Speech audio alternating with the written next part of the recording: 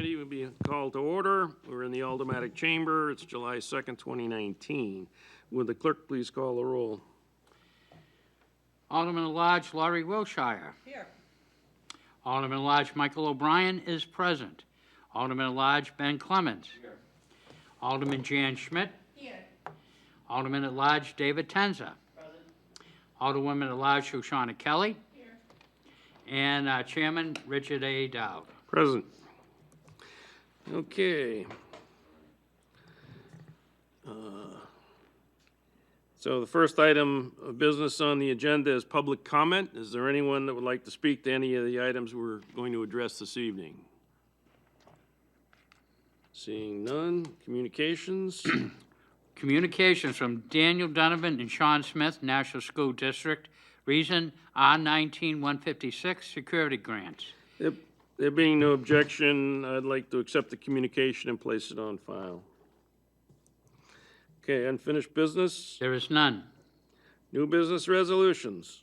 Before us this evening is R19-151, relative to the transfer of $72,870 from the Department number 128 Risk Management account number 89650, transferred to Property and Casualty Self-Insurance Fund into various accounts in Department number 106 Administrative Services. Mr. Chairman, I would like to make a motion to recommend final passage. Okay, the motion is to recommend final passage of R19-151. Is there anyone that would like to speak to that before we ask questions?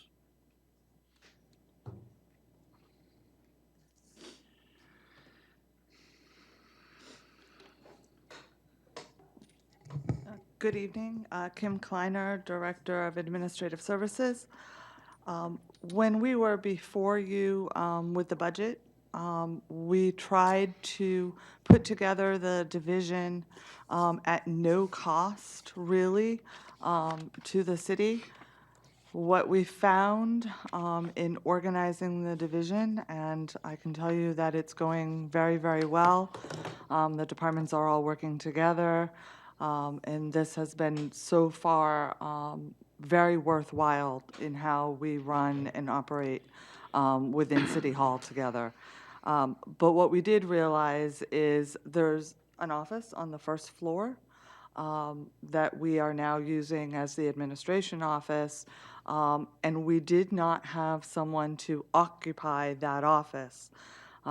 As I'm sure you're aware, I spend a lot of my time downstairs in assessing.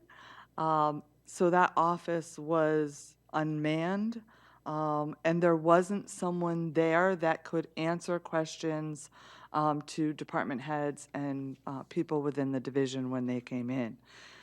So what we did was Jen DeShays in Risk had a position that she had hired the year before.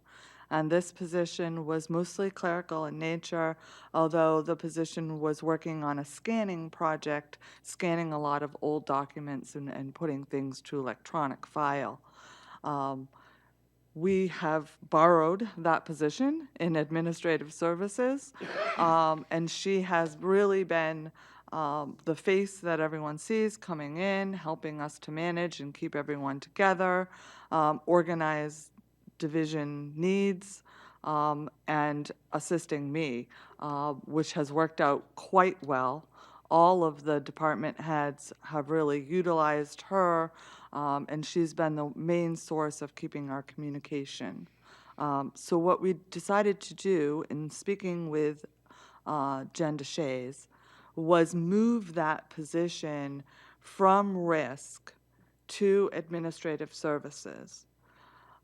She can continue, this person can continue to do some of that scanning for Risk and continue to do some things for our other departments as well, but it's really better seated in administrative services for budget purposes. So that's a wash. That's taking it. The salary and the benefits will now hit administrative services, but will not hit Risk. I think we were overly optimistic in thinking that we would never print anything in administrative services or have to buy a pen or any of that. So the other thing that we are asking is to use approximately $5,500. Again, we'd move it from the risk fund to administrative services to get us some bare-boned supplies, other services. So if we need to call in someone, have some professional help, that type of thing. And then a very low amount in equipment. So we were lucky enough, we do have a copier now, which is under IT's budget, but we will have needs for some supplies and things like that to fit that. So it's a very low amount.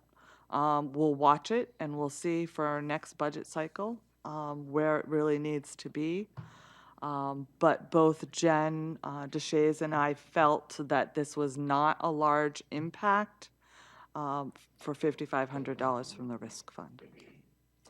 Okay, questions? Yes. Alderman I don't have a Wiltshire. question, but it sure makes sense to me that you would need someone that can kind of be your, your admin or whatever role that person plays. It seems very doable, this transfer. So, thank you. Any other questions?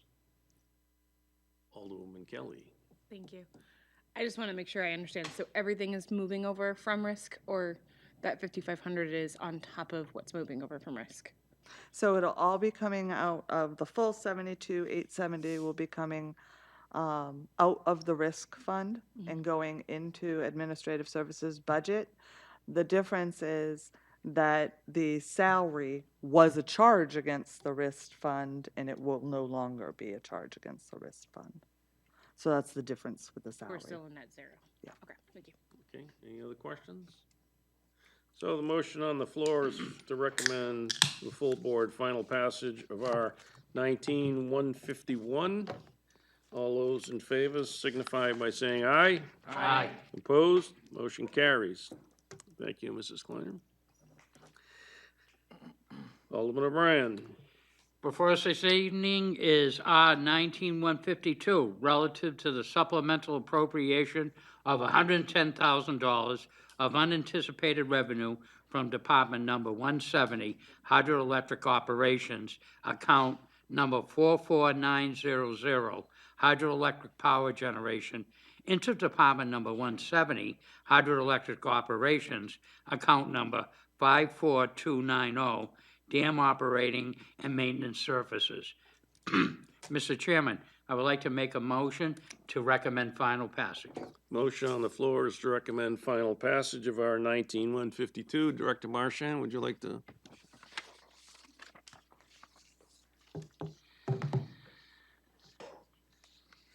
Good evening. Thank you. This request is coming because we've actually made a lot more money than anticipated. So we budget for the dams based on a 10-year running average rainfall. The way that the revenues from the dams go directly into the general fund, the expense side is a budgeted expense account. It has been incredibly wet, if you guys haven't noticed, for more than the past year. Last summer was one of the wettest summers on record. We actually had Jackson Falls was also down for 3 months, which will go to the next one as well. And Mine Falls had one turbine down since March, and we are over. I anticipate at this moment I'm guessing that before the end of this year, we will be more than $500,000 over budget in revenue. In the expense account, we pay our operator for labor materials, and we also pay them a percentage of revenue. And so the percentage of revenue is where we are at this point stuck, because we've made such a significant amount of money, more than anticipated. We don't have quite enough to finish out the year in the expense side. We've certainly made it on the revenue side. So that is what I am here before you for today. As well as last year, we actually made so much that it kind of kicked us up into another payment, a small amount that had to be a higher rate. And so that also wasn't hit this year's budget. And so we're very lucky that the rain has been so efficient, but it has caused us to under budget expenses a bit. Questions? Alderman O'Brien. Is any of this revenue, can that be generated back into replacing that turbine? That's, It directly goes to the general fund. When we do the calculations, when we show you our projections, we include the bonded debt as being paid off by all the revenue as well. So we wrap it back in, but it does not directly go to the payment. All revenue from the dam goes to the general fund, and then expenses come out either through bonded debt or through our expense of the operating budget. follow up too, if I may? Follow-up question. A different subject, but I understand we had a good spring and for a long period of time, lots of rainfall. So as we go forward, when you're starting to do your budget and everything, these numbers are going to inflate you, and yet next year we could have a drought, right? So that's why we So- use the 10-year running average. Okay, So we do have 10 years of information about generation, and we do use that. So I think that's a pretty good estimate, but we absolutely are going to have these years where it's wetter than anticipated, and we are going to have the drought years where we will have revenue left. We will be, we will certainly have money left at the end of the year. Other questions? So, assuming that our colleagues in Concord are successful with net metering increase, how will that affect these revenue projections against expenses? It's a great question. So currently, the Jackson Falls is already net metered. Mine Falls is not net metered. Mine Falls, when we bought it back, came with a long-term power purchase agreement that expires in 2024. So it will not in 2020 make a difference, but it will in 2024. If we could net meter, we would probably double the revenue that we bring in. For example, right now we're getting about 0.57 cents per kilowatt hour at Mine Falls, and we get 9.9 cents at Jackson, being able to net meter. So we could almost double our revenue if we can net meter Mine Falls at today's rates. So it would be very, very significant in the positive for the city. Okay, good. Any other questions? Seeing none? The motion before us is R19-152. All in favor signify by saying aye. Aye. Opposed? Motion carries. And the next Can I stay? item, Alderman O'Brien. Thank you. Also before us is R19-153, relative to the supplemental appropriation of $200,000 of unanticipated revenue from Department Number 170, Hydroelectric Operations, account number 44900, Hydroelectric Power Generation, into Fund Number 7064, Hydropower Reserve Fund. Okay. Mr. Chairman, I would like to make a motion for final passage. Motion on the floor is for recommend final passage to the full board of R19-153. Director Marchand. Thank you again. This is to replace, we have an emergency fund for hydro. So when the turbine at Jackson needed major repairs and was down for 3 months, we were ready to be able to pull from that fund to do those repairs. You will recall I was before you for a rather large bond request, planning ahead for the long-term replacement of the Jackson Falls turbine, repairs to the Mine Falls turbines, and for the longer relicensing, all those studies. This emergency fund is still incredibly important in case something else breaks. As I said last week or a couple of weeks ago, we bought a really old house, and when you buy a really old house, you have to make some investments to get it up and going, and so that's where we're at. We have 40-year-old dams that had generally useful lives of 25 to 30 years, and so things are breaking. The long-term plan with the bond is to be able to be ahead of it, to not be down for long periods of time, and to be efficient in the way we're doing this. But we are down to just over $60,000 in the emergency fund, which goes quickly when you're working with massive equipment. And so this appropriation should tide us through for quite a while, we hope. Questions?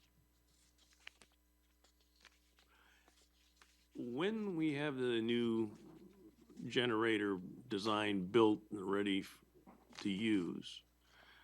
Are we gonna take the old one out and keep that as a spare? Most likely not, because of, it won't be exactly the same, and there will need to be, from the evaluations we've all done so far, there's some significant amount of engineering and work around the concrete that exists in the Jackson Falls Dam that will need to be modified to make a new turbine fit. So I don't think it would be reasonable for us to be able to put this old one back in because it just won't fit anymore. In 40 years, there's been a lot of pitting, they call it, and basically the rotation, nothing's perfectly circular anymore. Everything has just made a little bit of difference, and without perfect geometry, it makes a lot more resistance, which means less power for us and more difficulty for all the machines to run. So as part of the rehab, we will be fixing all of that work as well. And so it would not fit back in. Okay, so it wouldn't be economical to use in any way. No, but what would happen is one of the turbines of what we're narrowing it down to, those, if we did all this construction engineering work, those turbines are more off the shelf than what we have now. So it certainly wouldn't take as long or wouldn't be as expensive to redo one because we wouldn't have to, in theory, redo all the hardcore construction work on the inside. So when they design it, are they going to design it so it's easier to maintain? Yes, Good answer. we are reducing parts. Right now, we have a speed inducer and the generator and the turbine. The new one will not have to have the speed inducer, so that's one whole less component to break. And yes, it will absolutely is being designed to be more efficient, to be easier to repair, but also to maximize what we can get out of the site while still maintaining our license exemption. One last question. In the bonding, are we anticipating procuring any high failure replacement parts that we could have standing by in case they do fail? That's a great question. I don't know for sure. We usually do have those kind of supplies on hand, but I will find out. Okay. Any other questions? All right. The motion before us is for final passage of our 19-153. All in favor signify by saying aye. Aye. Opposed? Motion carries. Thank you very much. Thanks. Alderman O'Brien. Thank you. Also before us this evening is R 19-154, establishing an expendable trust fund for the appropriations for parking-related expenditures. Mr. Chairman, I'd like to make the motion to recommend final passage. Okay, the motion on the floor is R 19-154, establishing expendable trust for appropriation for parking-related expenditures. Questions? Do you want to address the issue? If I may, Mr. Chairman, John Griffin, CFO. I actually have a handout that I Okay. think would be helpful, and then I can explain.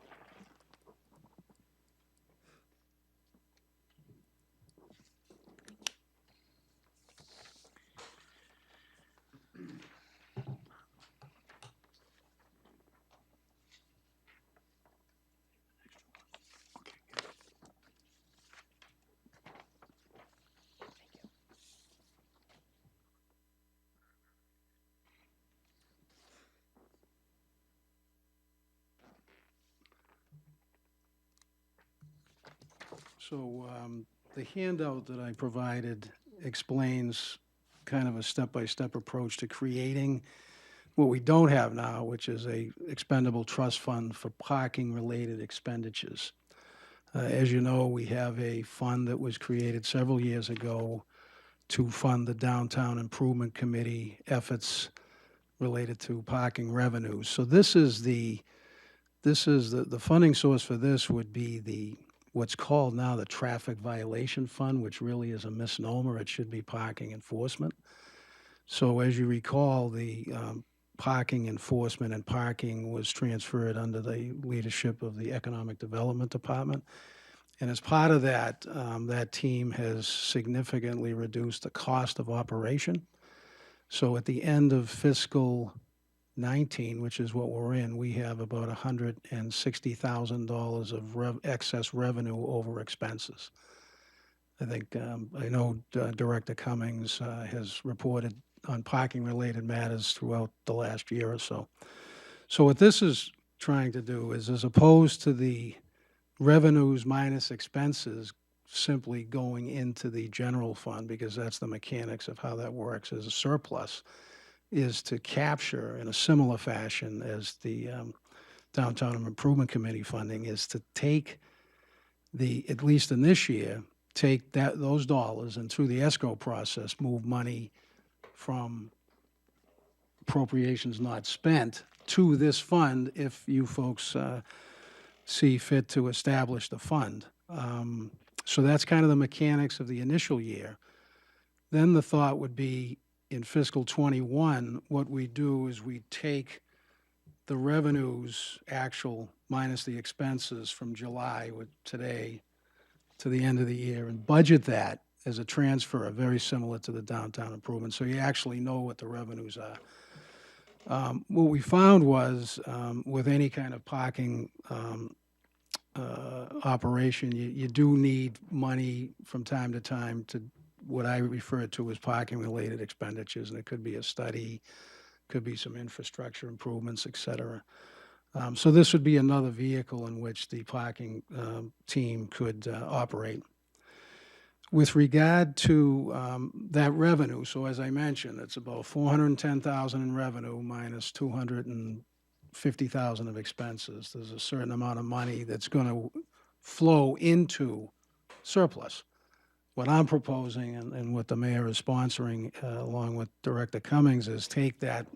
You're going to see in the unlike escrows that will come before you in late August, you'll see that money go into this fund. With regard to the fund itself, what I've recommended, and the mayor is in full agreement, is to create Department 158, which is going to be entitled Parking Enforcement. We don't have that now, so it'll be in the budget. So you'll have revenue in a yellow page. You'll have expenses in the white pages, and it would kind of mirror the showing that we have for parking operations. As you recall, parking operations brings in $728,000, and any excess of revenue above $728 goes into the parking. It goes into the downtown improvement expendable trust fund. The operations costs are about $350,000 to run the parking operations. So the benefit of this will be complete transparency, and you'll have both side by side next year when you review the budget.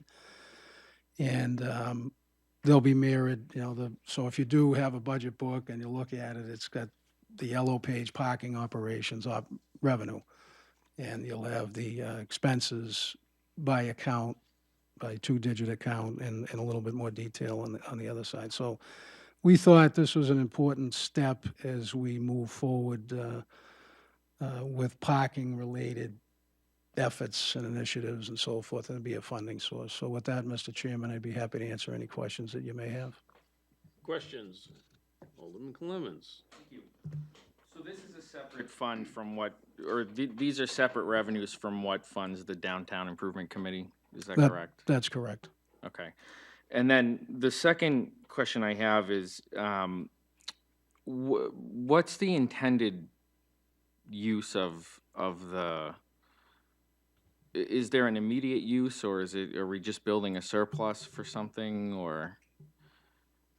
It's my understanding at a high level, without a fund such as this, it's difficult with our budget situation to even contemplate any types of initiatives such as maybe a study or someone to come in, take another look, which we've done before, of our infrastructure, surface lots, equipment, Okay. parking garages, things of that nature. Things that wouldn't be covered through the operating budget on the parking operations side and wouldn't be probably an initiative that the Downtown Improvement Committee would undertake. So maybe higher levels. We looked at possibly setting up an enterprise fund and so forth, but it's just not big enough to have that type of accounting and so forth. So we thought this would be the next best step. Follow up, Alderman Clemmons? Yes, well, I certainly, the transparency of it, I think, is wonderful. I'm not so sure that I agree with the escrow this year, but I certainly agree with the fund, and I agree with the, I agree with the setting this up, and I certainly would agree with the starting in fiscal 2021 part of it. So I'll support the legislation. I'll save my judgment for the escrow, but I think using the method that the downtown improvement funds use, where you have the actuals and can budget that because we already have captured that money, I think is perfect. So I do support most of this. Okay. Alderman Schmidt. I actually know one of the issues that they need to spend this money on. I got a call from a constituent saying the elevator was broken on one of our parking garages. And I know that you just can't hand out a chunk of money you don't have for something like this. And they were waiting till they had enough together for it. So I think it's a terrific idea to budget things like this in the future. Alderman Wilshire. I'll support this too, but I, like Alderman Clemmons, I'm not sure about the escrow. We'd have to wait and see on that, but I definitely support the, creating the expendable trust fund. Alderwoman Kelly. Thank you. Just for historical background, I'm wondering how we've handled these expenditures in the past without having a trust fund set up. Great question. John Griffin, CFO. When I first arrived here in 2010, there was an initiative, a bonded initiative called City Buildings that Mayor Lozo sponsored and was approved by the Board of Aldermen. And the garages were on that list. We had invested over $1 million to eradicate the leaks. I mean, if you think it leaks now, it was very leaky back then, both the High Street and Elm Street. So this is just another attempt to have money to do such initiatives of elevator and so forth. So before, if there was an issue, you would have to either fund it through the operating budget, which has always been in existence, or you'd have to have a bonding event or an escrow where you take appropriated money from a certain year, move it into the next year for for a particular purpose. So things like elevators, those, I mean, they have to be fixed. You can't not fix them for public safety and service, et cetera. But historically, that's where the money had come, the funding had come from. Now, with regard to the fund, it was called a traffic violation fund years ago, early 90s, and it was never meant to be a full operational accounting process. It was more like you needed parking tickets, so you printed them and had some revenue coming in. So this is an attempt to get the parking operations together with the parking enforcement and operate them together through the budget process. Hopefully that answers some of the questions. Do you have Thank a you. follow-up, Alderwoman Kelly? I did. I forgot one of them, but that's okay. The second one I wanted to ask,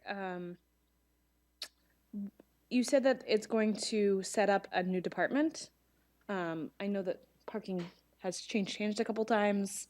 Now it's out under economic development. Are we moving that? Like, what's the story there? Good question. As you know, in the budget book, Department 166 is parking operations. It used to be referred to as parking lots, which really didn't give it kind of a good name. So in the last few years, we called it parking operations. That's staying the same, under the direction of Director Cummings and manager Jill Stansfield. This same management, it's going to be in the budget as Department 158. That's the number we selected, but that's the parking enforcement side. So the two will operate together under the same leadership and direction that you are familiar with at this time. Other questions, Alderman Tenzo? Can I just ask, and maybe you touched on this, I didn't hear you. How much do you expect to transfer into the fund? I mean, could you tell us historically how much we've had to spend on upkeep of parking operations? Like even just this last fiscal year?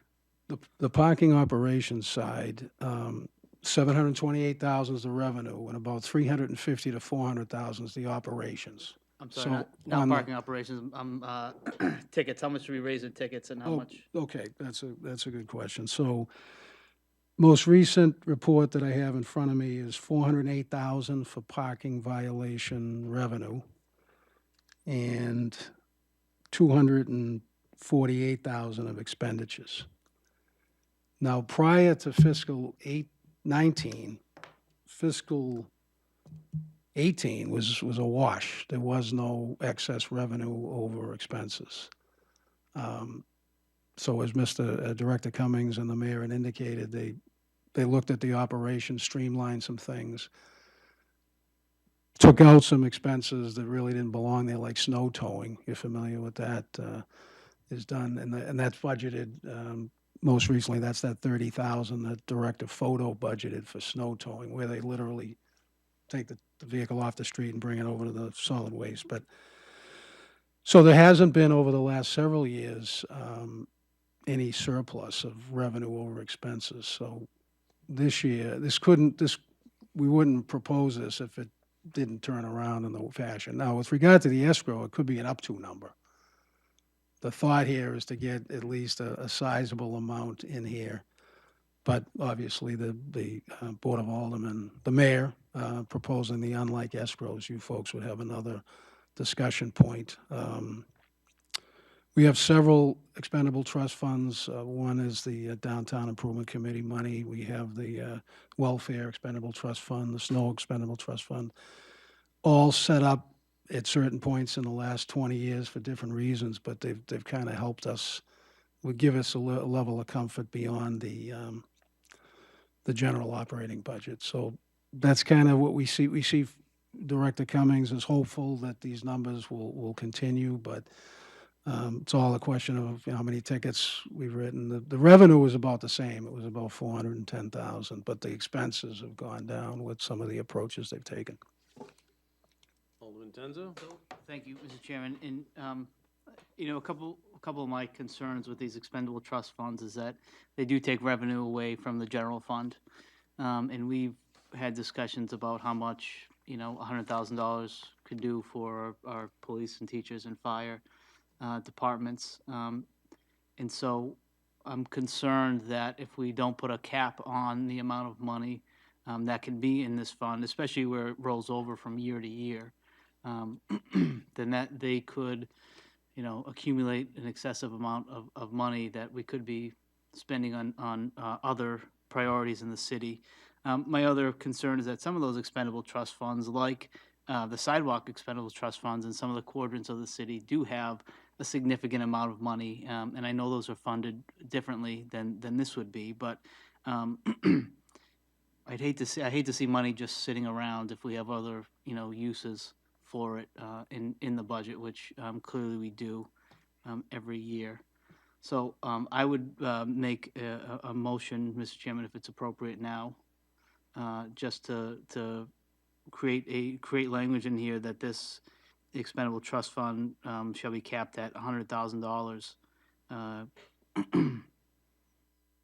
Well, that'll be capped at $100,000, in any given budget year. So that's a motion Yes. to amend. Motion to amend, yes. All right, you've heard the motion to amend to cap the amount in the expendable trust fund at $100,000, and now we'll have discussion on the proposed amendment. I have Alderman Clemmons. Yeah, through you to the maker of the amendment. Do you mean, so just to clarify your motion, do you mean $100,000 total, like indefinitely, like it will never have more than $100,000, or do you mean that per year we would budget no more than, so every budget cycle we would budget no more than $100,000 each budget cycle? Alderman Tenza? Thank you. So I would mean that the fund has no more than $100,000 in any given time. So if there's $70,000 left in it in fiscal year 19, we would only appropriate $30,000 into the fund to cap it at $100,000. So before I call on Alderman O'Brien and Alderwoman Kelly, And Alderman Wiltshire. One concern I would have is this has a process for collecting funds to put in the expendable trust. Those funds would be collected. You're attempting to cap it at a certain amount. What do you do with the funds that you raise in excess of that? They have to go somewhere. And that wasn't specified in your amendment. And I apologize. So my intent would be that the excess funds would go back into the general fund. Okay. Alderman O'Brien, you're. Thank you. I'm not so much against probably capping, but it seems like 100,000 has been determined as an arbitrary number. So I would be willing to probably table this to have further discussions on it to find out how the cap would work and what if the $100,000 is adequate. $150,000, I really don't know. It sounds like something that might need to take a look at. Again, the cap sounds like it's a good idea, but I just want to make sure that there is funds available for those elevators and whatever else needs to be done, and without having anybody here to defend whether the cap would be the limit, if that's adequate enough. I don't know if we should jump into that decision right now. Two things before we table it. I think we ought to let everybody have a. Oh, chance to absolutely. speak.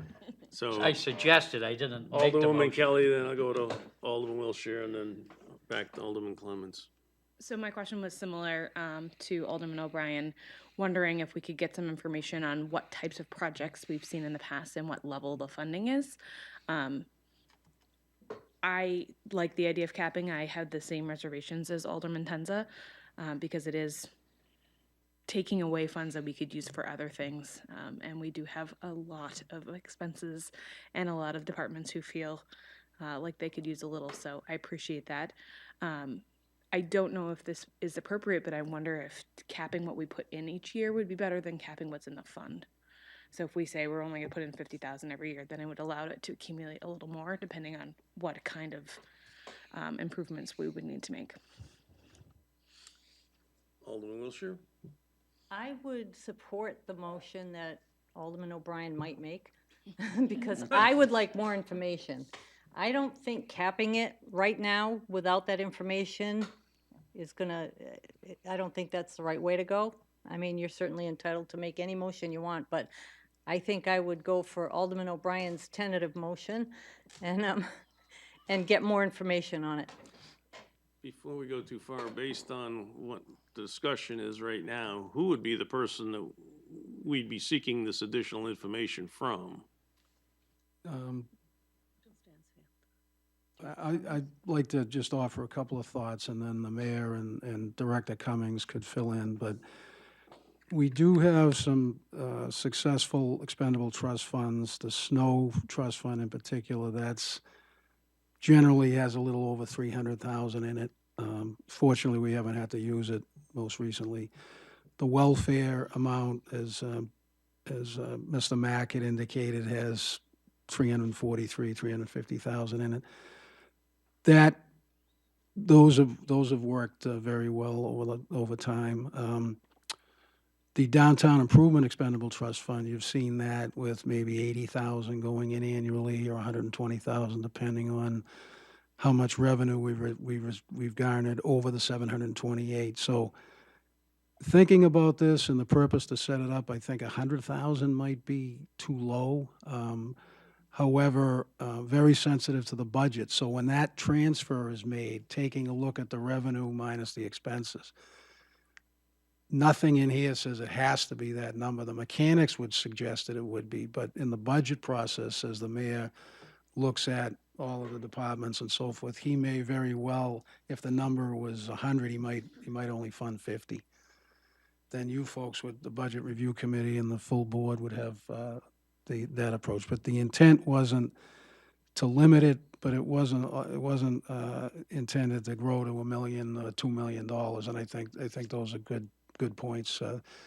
I wasn't here when those expendable trust funds were created for snow and welfare, et cetera, but I'm assuming that was part of the larger discussion. Like, let's cap this thing so we can move dollars in there and just be be confident that they're there if we need them. But a very good discussion. So Director Cummings and the mayor would be the people on the operations side. Director Cummings on the operation, but the mayor is his direct supervisor. Just a couple things. It was actually, I believe, Alderman Dean that did the one on plowing. And that's because if we have an exceptionally bad winter, the BBW had to come back to us to expand the budget, which wasn't a good thing. So putting this money aside, it has been used, depending on the weather. Very, very snowy winters, it's had to been, somebody had to dip into it. The other thing, question is, in this legislation, who has the authority to expend the funds? The mayor and the economic development director, the person in charge of the parking. So it would not come back to the Board of Aldermen. It wouldn't. It would to the extent there's a contract that's over 25,000 that would need to be approved by the Finance Committee, but we wouldn't need, like Mr. Donovan's coming to you next to ask for money out of their reserve fund. The concern I have, particularly with a $100,000 limit, is we keep making marketing, if you will, of our parking facilities downtown, the parking garages, and with the Performing Arts Center and other things coming into downtown. If we don't maintain the parking garages, we have a real problem, because you can't sell a product and then not take care of it. And in my experience, any kind of infrastructure problem, we would have to have enough in this account to cover things that are particularly of an emergency nature. Any major expenditure would have to be bonded, probably. The question is, where do you draw the line? And you can't get much for $100,000, even though it may sound like a lot of money, but you can't get a lot. So that would be my concern. Alderman Clements. Thank you. I share your concern. I have a question in regards to how the mechanics again of how this is funded. So so it's going to be, from what I'm reading on your memo here, it's going to be very similar to the Downtown Improvement Committee in that these funds are already in the general fund, and then through the budget process, they get moved over to this. Is that correct? Yeah, that's correct, John Griffin, CFO. We always have to remind ourselves we can't spend revenue. It has to be an appropriation. So in this particular case, to the extent there's an affirmative showing of revenue over expenses, picture this, that's going to go into the surplus calculation that my team would do. And what's going to happen in the appropriation side is we'll move the money into the fund, but it's known. We've captured that Right. excess revenue and surplus in a sense. If you take it through all the accounting process, it's already in the unassigned fund balance of the city until you folks appropriate it. Follow up, Alderman Clements? So, right. So there's two nice things about that method. And one is that it's money we have, that we know we have. So it's already in the bank, if you will.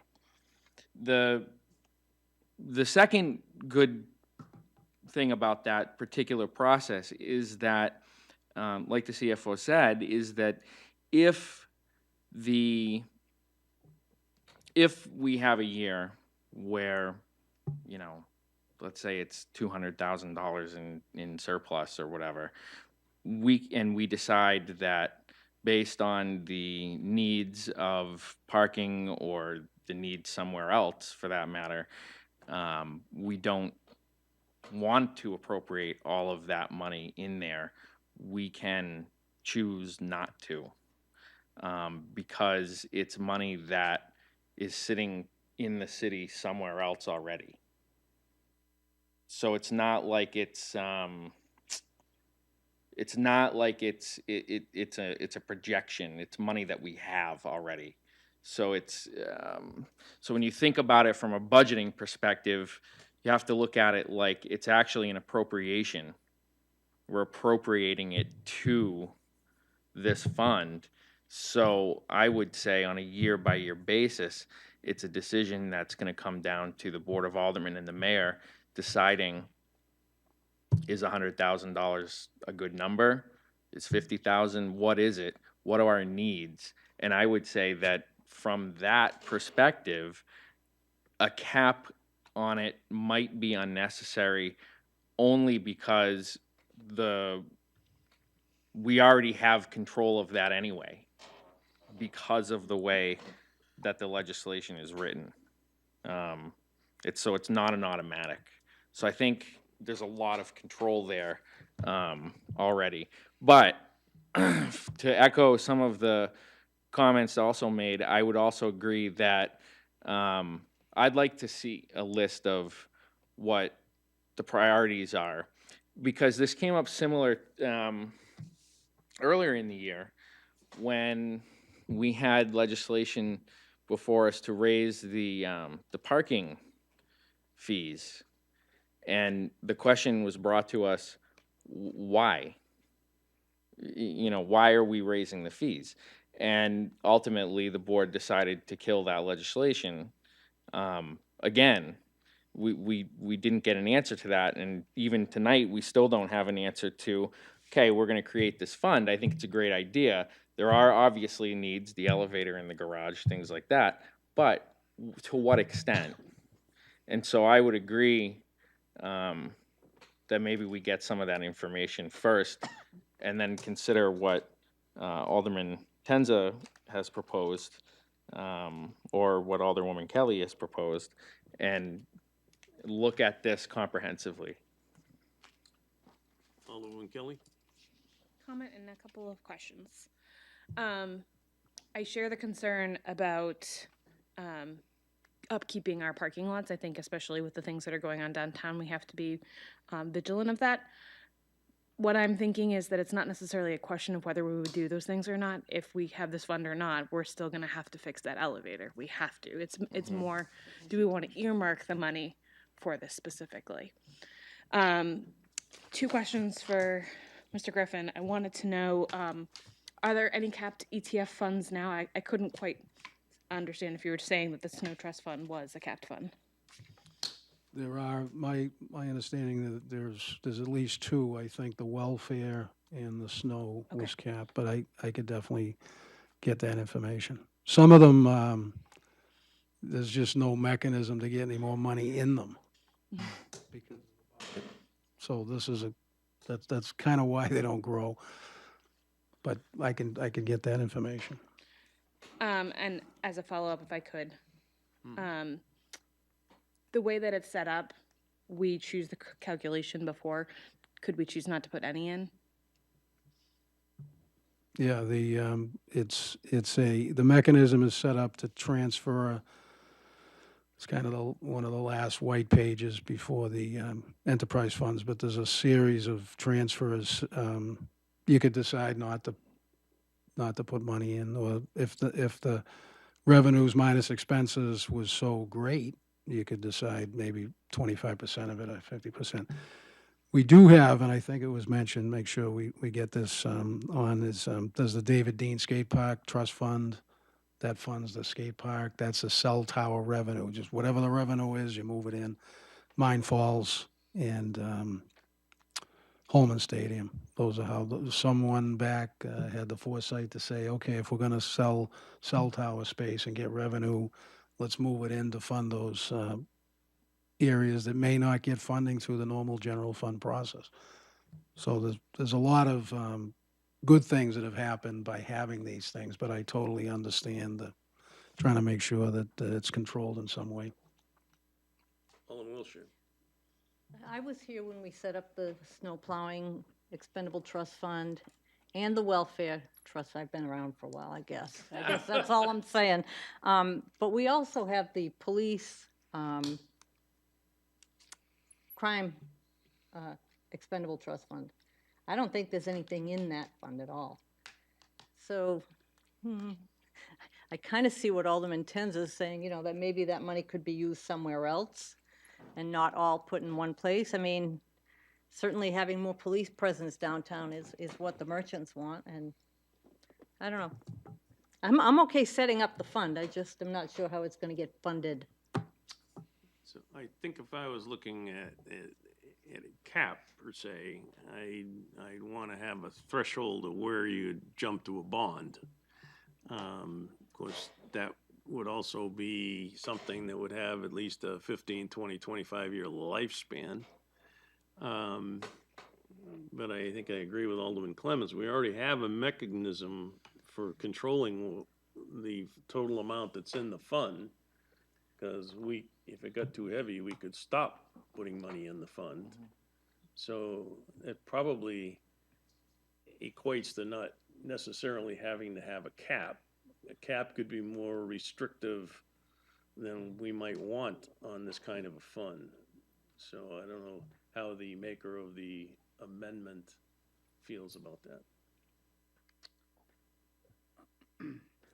So, you know. No pressure. No, none felt, but, I mean, I guess I'd probably want to hear some more information too, as well, from Director Cummings about how much they're actually spending, in the point you made, Mr. Chairman, about at what point would you, bond versus pay it out of this expendable trust fund? So if you were willing to rescind your amendment, I'd be willing to entertain Alderman O'Brien's motion to table. So moved. Alderman O'Brien? Mr. Chairman, I make the motion to table, 19154. Okay, the motion on the floor is R 19156 being tabled until we can get more information. It's non-debatable. I just want to make a comment. We can do it afterwards. All in favor signify by saying aye. Aye. Opposed? Motion's tabled. We can set something up, I think the next budget meeting is the 24th of July, maybe. But could you set something up with Director Cummings and if he'd like, the mayor, on just the questions that came up this evening relative to an excessive amount or whatever. Yes, I had Alderwoman Kelly first. She's I have a feeling you're Jumping probably out of going her to say chair. what I was going to say. I just wanted to make the note that we have asked in the past what the funds could be used for, and I would like for them to come to that meeting with some semblance of things that are coming up and like numbers connected to it, so that we can make a decision based on that. Alderman Clemmons? Yeah, similar to that vein, it might be helpful if we request Jill Stansfield to come as well, because I think she can offer some more on-the-ground perspective, if you will. All set, Mr. Griffin? Do you want to stay for the next one as well, or? Sure, that'd be fine. Alderman O'Brien? Thank you. Also before us this evening is R 19156, relative to the authorizing the transfer of up to $140,925 from Fund Number 7073, School Capital Reserve Fund, into School Grant Activity, School Infrastructure Grant Funds. Mr. Chairman, I would like to make a motion to recommend final passage. Motion on the floor is to recommend final passage of R 19156. And Mr. Donovan, would you like to come up?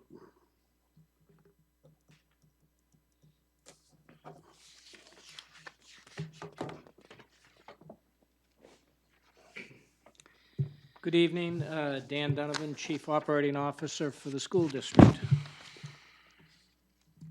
So give a little history on this. A year ago, the state came up with what they called the Public Infrastructure Fund. And you apply for various grants. And if you accept, if the state then grants you the grant, you agree to pay 20%, the state pays 80%. We basically fund the work ourselves and then we apply back for the 80%. So last year, we were lucky enough to receive $365,000. That was the total of all the grants. We used our deferred maintenance funds that we had at the school level. We used those for the 20%, and then the state provided the 80, and we completed, I think there were 13 or 14 different projects.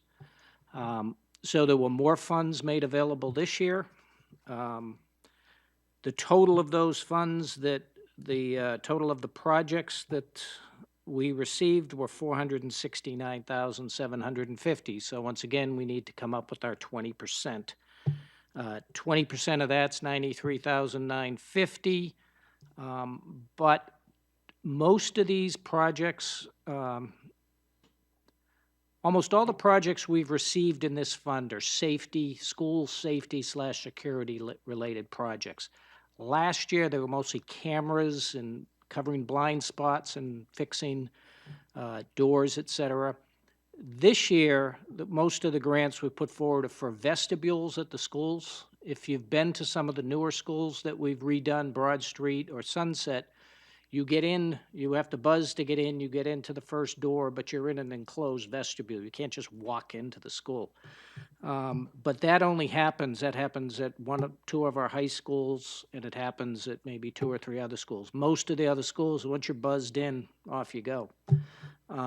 So most of these projects are vestibule. We plan on putting vestibules in all the schools except for maybe one that we might have a hard time doing that initially.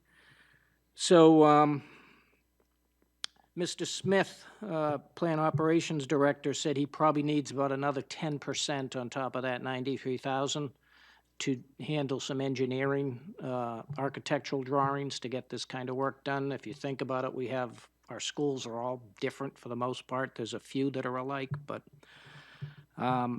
so we needed, and the other thing is we wanted to get going this summer on a lot of these projects. You can't do vestibule projects during a school time. It would be quite difficult to do that. So there were no funds available for the 20%.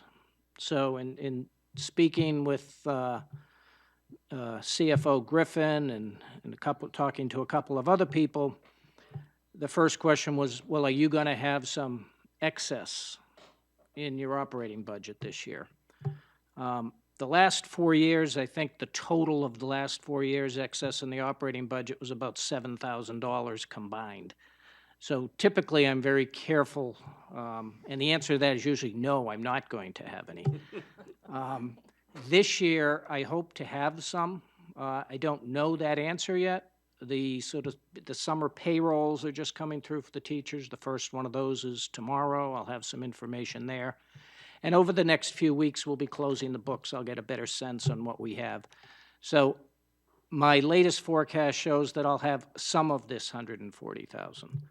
So the suggestion, the resolution is to take the money from our school capital reserve fund, use it to get started on these, and then hopefully if there's some extra funds in our budget, and we'll know that, like I said, sometime early August, then work with CFO Griffin, et cetera, to maybe escrow some of that money to be put back into the capital reserve fund, so we won't use it.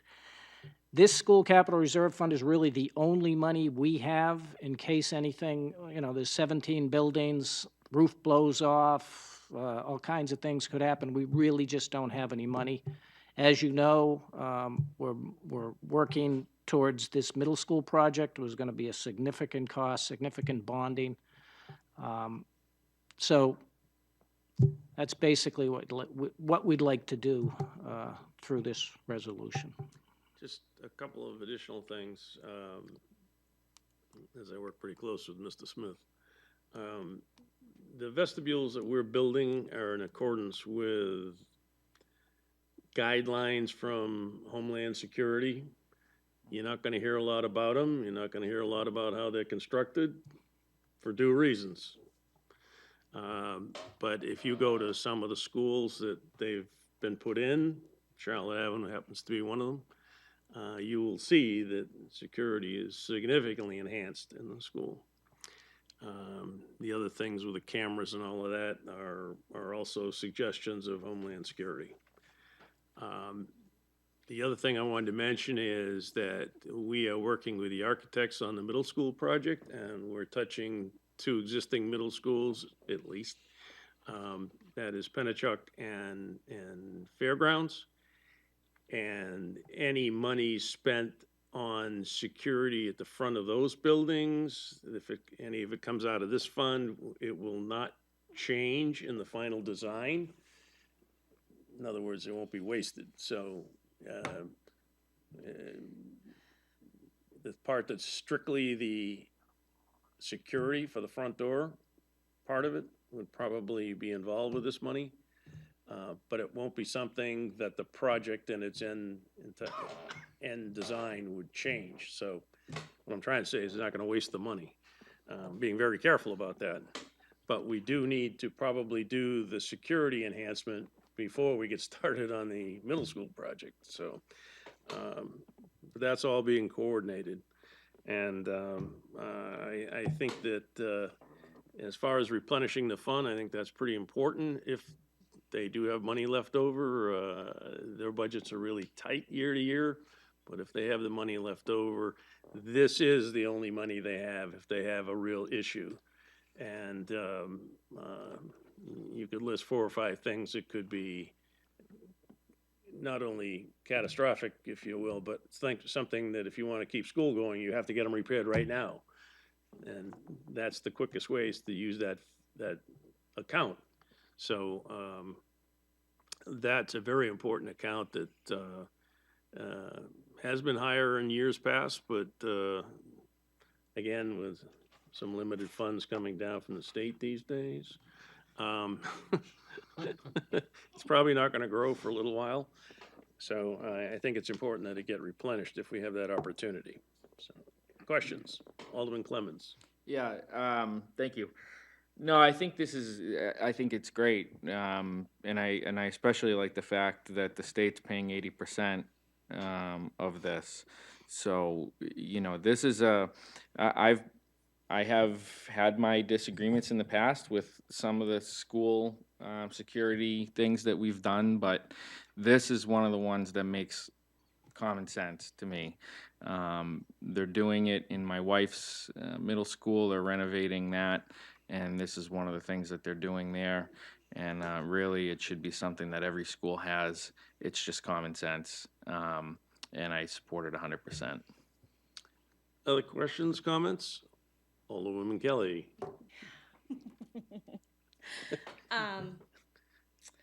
School safety is important. I want to make sure that we get these projects taken care of, and I think this makes sense. But I can't leave this alone.